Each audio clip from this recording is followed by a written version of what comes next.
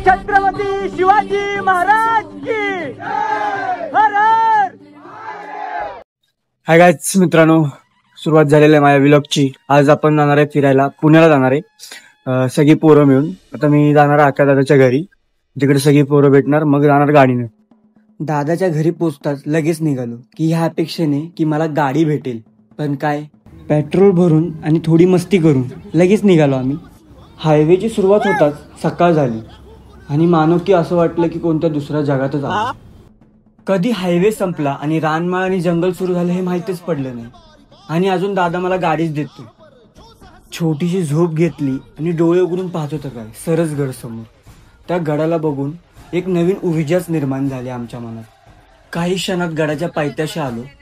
सगळे म्हटले जरा 5 मिनिटाची विश्रांती घेऊ। गाड्या पार्किंगला लावून मंदिराच्या दिशेने चालू लागलो।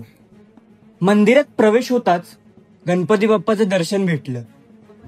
दर्शन घेऊन लगेच आमचे पाय वडापावच्या दर्शनाला गेले। हा निसर्ग आणि हा आमचा दादा, असं ह्या निसर्गात वाटतं की इथं स्थलांतरित होऊन इथंच राहावं। ही सर्व आमची गँग। आम्ही मागून येतात सगळ्या गाड्या पुढे थांबल्या होत्या आणि बघतो तर काय सुधागडाच्या पायथ्याशी आलो होतो। आज जाताच छत्रपती शिवाजी महाराजांचे कार्यकीर्ती आठवले। ते किती महान होते, ते किती बलवान होते, आणि आम्ही आता सध्या तरी गाडीवरून येत असत, पण त्या काळी ते चालत या घोड्यांवरून येत असत।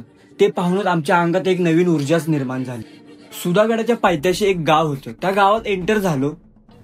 सगळ्यांनी गाड्या पार्किंगला लावून गडावर जाण्याची सुरुवात केली आणि माझ्यातही काही नवीन एक ऊर्जाच निर्माण झाली।